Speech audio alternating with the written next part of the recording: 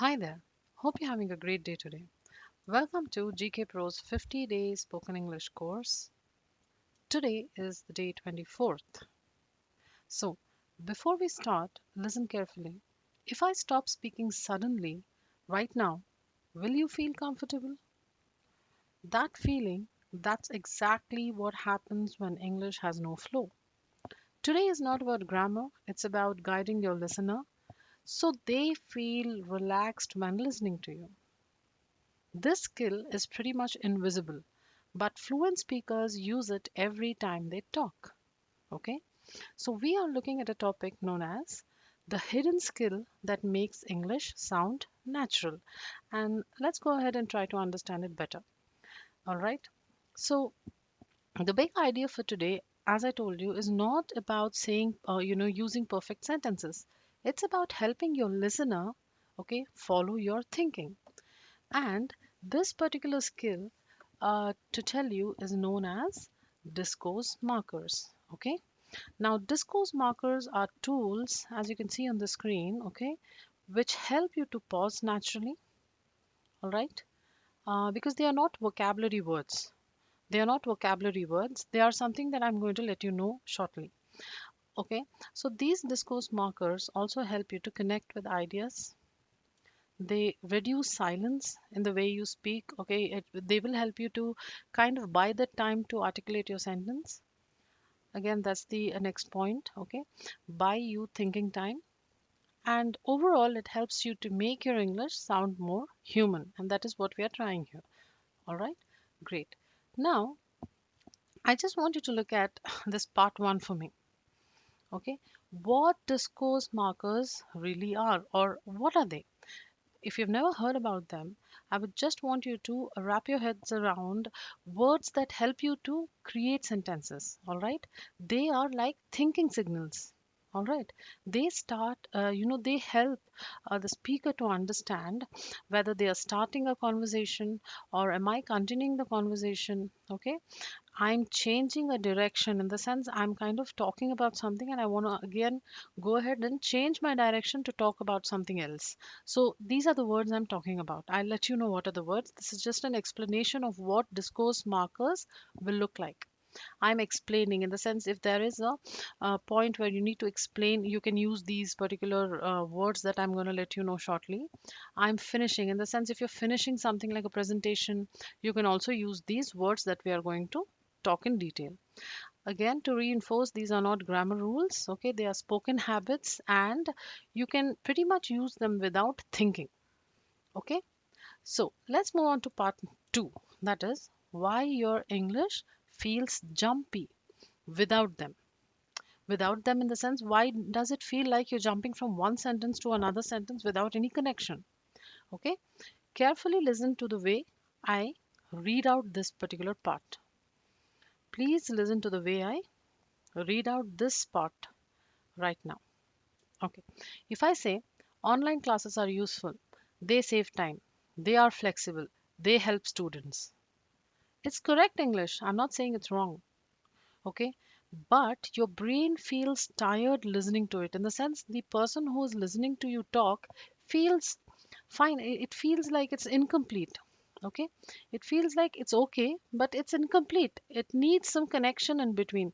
This sentence needs to be connected to this. This again needs to be connected to this, and there is no connection in any of these sentences. Okay. Now, that is why I'm saying there are certain words known as discourse markers which help you to connect each sentences to one another. You pretty much don't really have to do anything. You can memorize them also because these are small words. Okay, there is no connection, there is no preparation, no guidance. That's the reason it feels that you are lacking that fluency in English. So let's go ahead and read the same, the same content with the use of discourse markers. Now, I was telling you that I'll let you know what these discourse markers are, right? They are these small words. Please look at the screen. Well, because, also, so, words like this. Okay, now I'm going to go ahead and read this and please carefully listen to how I sound in contrast to this particular paragraph that I just read. So, well, Online classes are useful because they save time. Also, they are flexible. So, many students prefer them. Doesn't it really sound well connected? Now, that is the use of discourse markers for you. All right. It's the same idea, but now the person who's listening to you feels guided. Why? Because of these connectors. Okay. Because of these connectors, like, well, because, also, so. There are many more discourse markers. You can go on online and check for them. And probably my best advice to you is, like, you can go ahead and memorize them. All right, memorize them and try to use them in your daily communication. That is how you can enhance the way you sound fluent also at the same time. All right, great. Let's move on to part 3 for today. Here's the truth about most learners. You know, the truth is most learners don't hear, because discourse markers help you, not just the listener, they help you as well. Why? Because they help you to buy some time to create steps for your thoughts. Now, if I say also, and then I want to think about this, they are flexible, I'm buying some time for myself, right? I'm getting some time to articulate my next sentence. So that is the most important part of their usage. Okay, they act like your speaking support. All right, they also act like signboards for your listener, in the sense, like, if there is a person listening to whatever you're saying, you kind of use these words, well, also, because, so, along with the content that you pretty much want to speak. Your listener will not get bored, or your English will not feel jumpy. As I told you, from one sentence to another without any connection, it will not feel like that. Okay, they also help you to do what? Start speaking without fear, because you buy time, in the sense you have more time to create your original sentence. If I say because, after that I'll have some time in my mind, I have some time to create the next sentence. Okay, the next point is, it helps you to continue without stopping. What do you mean it helps you to continue without stopping? I mean that using these particular words help you to, gain that fluency, because you are kind of giving your mind some time to relax and understand what you're going to speak next. Next, change ideas smoothly. Okay, this is the most important point, guys, because the use of discourse markers is directly connected to changing of ideas. Look at the same the same example. See, when I read this, well, online classes are useful because, see, my idea is changing here. Why? Because I'm saying online classes are useful. Now, I said, I kind of use this word because. After that, I have automatically created an idea that says they save time, right? See, well, online classes are useful because they save time. The idea has changed. Also, they are flexible. And again, another change in the idea. So, many students prefer them. All right. This is the use of these words. I really want you to go ahead and memorize them, and please use them actively in your daily life, at your workplace, wherever you feel comfortable in using English as a communication skill. Okay. Part 4 for today speaks about the most important discourse markers and why they are important. Okay, let's look at that. Okay, so the discourse markers, okay, can be used to, at a starting point. All right, first point is starting to speak. In the sense, it kills the silence. Okay, it is the silence tool. It will kill the silence. Why? Let's see. Okay, so if the a common spoken starters under discourse markers are well, so, okay, right. Okay, examples are, if someone asks you, does learning English, takes time? You can say, you can either start with, I think English takes time. If you're not a very fluent speaker, you can use this word well. Well, then your brain starts thinking, what next I have to kind of tell out, all right, or tell aloud. So here, my friends, you really need to keep in mind that if you start with discourse markers, you are already automatically buying some time for yourself. All right. So listen to this. Well, I think English takes time. If there is an opinion that someone's asking you, you can kind of say, so here is my opinion. And then you can continue with your sentence. Next, if someone says, can you explain this? Or, what do you think about this situation right now? You can say, okay, let me explain. And then continue with your the normal content that you really want to put across. Now let me tell you one very important thing, that these are not fillers. Okay, they are not fillers like uh, rather than using those and words, you can go ahead and use discourse markers like this, well, so, because it feels like you're fluent in English or you're not struggling to speak English. So kind of go ahead and make this a habit, guys. All right. These are confidence starters. They are not fillers. Fillers are words like all right. I'm gonna try to write on the screen.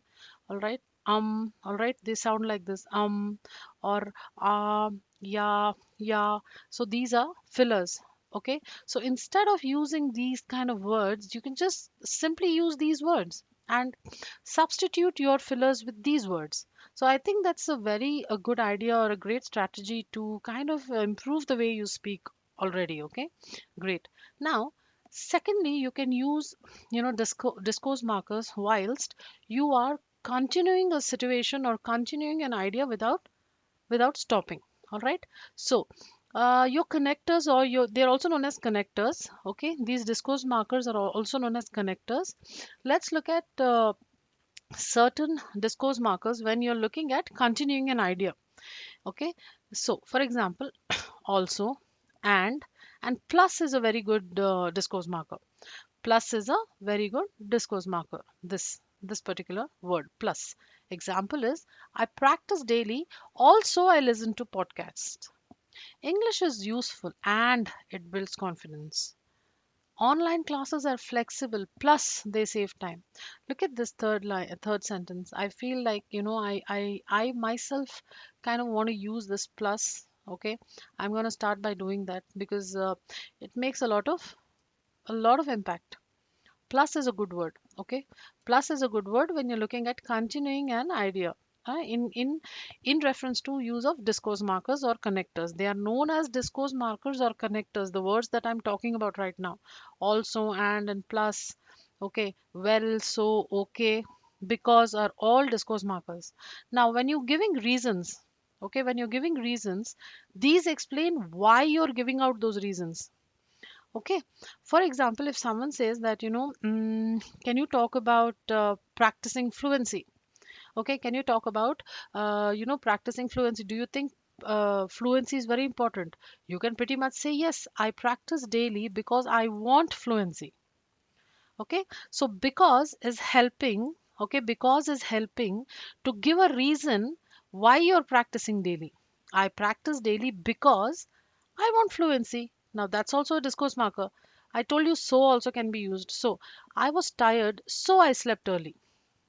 Okay, English is global. That's why it's important. That's why also is a kind of a discourse marker, because it gives the reason to your opinion. Okay, this is your opinion. That's why it's giving a reason, obviously, because it's important. Now, contrasting ideas also need a prominent use of discourse markers. Let's kind of look at them right now. Okay, great. So, but, however, and though. Though is a very good discourse marker, guys, for giving a contrasting idea. For example, English is difficult, but it is useful. I like online learning. However, I miss interaction. Okay, grammar helps, but speaking builds confidence. Okay, so this is how you can use discourse markers efficiently when you're giving contrasting ideas also. There's a small mini activity I want you to do, is that, this word though. I want you to pause the video, okay, and try to kind of think a sentence wherein you can fit this word though. If you're really not successful at doing that, what you can go ahead and do is go onto the internet and see sentences with the use of this word though, so that you can see for yourself how beautifully articulated they feel, and you can relate with it on a deeper level, and try to make some sentences on your own. That's the reason I did not give a example here in relation to this word though. Okay, so you can do that. Now, giving examples also use discourse markers like for example, like, or for instance also can be used. For instance is not there on the screen, so that's the reason I'm kind of giving it out to you. All right. So giving examples is a big part of our learning system because we kind of give examples every given time, when we are at the office, or when we are talking to our kids, or when we are talking to our colleagues, our neighbors. So at that point of time, using these words, okay, give you a sense of clarity. They act as clarity booster. Let's look at some examples for now. Okay. English helps daily life. For example, shopping or travel, and you can continue adding, any number of lines you want after this. Many professionals learn online, like working parents. See, it's giving an example, right? See, many professionals like many professionals learn online, like working parents. So you're giving an example, right? So here also you're using these particular discourse markers. Every situation have particular discourse markers, so you have to kind of memorize them according to the situation. When you're giving a reason, your discourse markers have to be something like because, so, and why. Okay. When you are contrasting, when you're kind of giving contrasting ideas, it has to be revolving around the usage of but, however, and though. I told you to find out some sentences on the internet, um, in reference to the word though. All right. Then giving examples, for example, like, and for instance also can be used. Showing personal attitude, this is very important. Why? Because it helps you not to sound robotic. And what do you mean by showing personal attitude? Can any of you guys kind of think about it? What does it mean by showing personal attitude? Means your personal opinion or your personal preference. For example, honestly, personally, in my opinion also can be used. Here the example is in my experience. So examples are honestly speaking needs patience. Personally, I prefer simple English. In my opinion or in my experience, confidence matters more than grammar. All right. See, these sentences sound really basic and simple if I just kind of use them till here. If I say speaking needs patience, it's pretty abrupt. If I kind of say honestly, I think speaking needs patience. So it's pretty much enhanced there. Why not to use these small words and sound improved? Why not to use these small words, which are also known as aka discourse markers or natural connectors, and sound fluent? I think it saves a lot of what can I say, overthinking as well. All right, great. Now the next part is ending smoothly, when you really have to give a clean finish, probably in in a presentation, or something wherein you have to end a conversation. You can use words like so. So is pretty much universal, you can use it anywhere. Overall, basically. Okay, so that's my view. You are going to finish this conversation. Overall, practice matters most. After you have spoken like a particular amount of a small paragraph, after you have spoken a small paragraph, what you can go ahead and say is, here at the end of this paragraph you can just add this line. You can say this, overall practice matters the most to me. That's it. It's the end of your conversation about practice as a topic. Now, again, another clean finish would sound like this. Basically, English improves with use.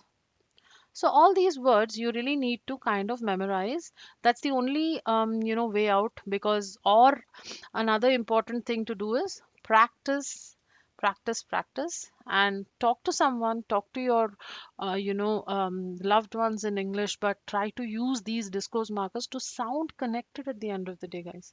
That's more important. Okay, great. Now let's look at a full natural answer. Okay, let's look at a full natural answer. What do I mean by full natural answer? I mean, I'm just giving you a full natural answer that actually, is formed by using. All right, this whole paragraph is formed by using all the discourse markers that I was kind of talking about a bit earlier than this. So, sorry, let's see. Question is, how is your English improving? How is your English improving? If someone asks you this, how are you going to use your discourse markers and answer them? There's a very small, paragraph that I have curated here. I would say, well, I practice daily. Also, I listen to English videos sometimes, or I watch English movies as well. See, as well also is a discourse marker. Sometimes I make mistakes, but I don't stop speaking. Honestly, confidence helps me more than grammar, so I need to be confident at the end of the day. So I feel my English is improving. How about that? It looks so smooth. It sounds so smooth and so nice when I'm kind of using all these discourse markers, guys. When I'm, you know, exactly when I'm kind of even reading out, I feel that I am connected already. All right. So that is the use of these small little tiny words. I don't think it takes much of your time to, wrap your heads around the concept of using these words when you're kind of talking. Again, I hope you agree with me that this is not advanced grammar, right? It is just using these words. It's just using the, I'm sorry. Yeah, it is just using these words at the right time. Okay, that is what it is. And thinking that the whole idea is connected. Am I right? Am I right? So this is what you really need to do. Okay, again, we have reached to the favorite part of my lecture or my session is the guided practice, wherein I'm just going to tell you to pause and speak slowly. Okay, complete it aloud. Well, I think fill in the blank because fill in the blank. Half of the work is already done. I have kind of used the discourse markers here already. You just have to create sentences. Okay, but read it aloud. In the sense you have to speak loudly. All right. I like English, but okay. Honestly, speaking English makes me feel dash. Fill in that. Overall, my goal is dash. You need to fill in that yourself. Okay, you have to do this. In each of my sessions, I have been reinforcing that practice is what matters. So please go ahead and pause the video so that you can have that amount of time to reflect on yourself. All right, and how exactly you're connecting with me um, with each of the lessons that I'm kind of sharing with you online. All right. So again, just to give you a booster, no need to be perfect. Just continue with whatever sentence that you're trying to articulate or kind of trying to make. Right. Let's look at common mistakes to avoid. That's very important. Do not overuse these. All right. Do not you overuse. Okay. Why? Because they feel not natural. All right, so you can use but, so, also, honestly, but do not overuse these discourse markers because they kind of crowd the whole content. All right, too formal usage in the sense, I forgot to tell you this. Formal discourse markers are also available, that is like however, therefore, moreover, furthermore. All these are formal when you're in the office space, but, so, also, honestly can be used anywhere. Now this is pretty much simple to understand. It's not very fancy. You can just go ahead and memorize it as well at the same time. Great. Now I just want to kind of give you a final realization, guys. And what do I mean by final realization?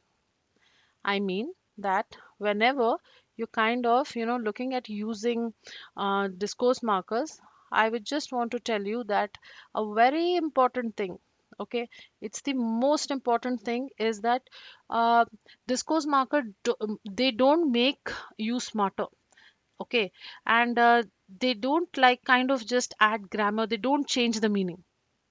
All right, uh, in the sense, if you kind of really want to feel there is a sense of change, or some people think that, oh, she is kind of using a lot of here, there, over, more, moreover, but, honestly, so, it will not give you the listener will not kind of feel, oh, she's kind of speaking truly a smarter way. That's not going to happen. Okay, that's going to feel fluent. I hope you understand what I'm kind of telling you.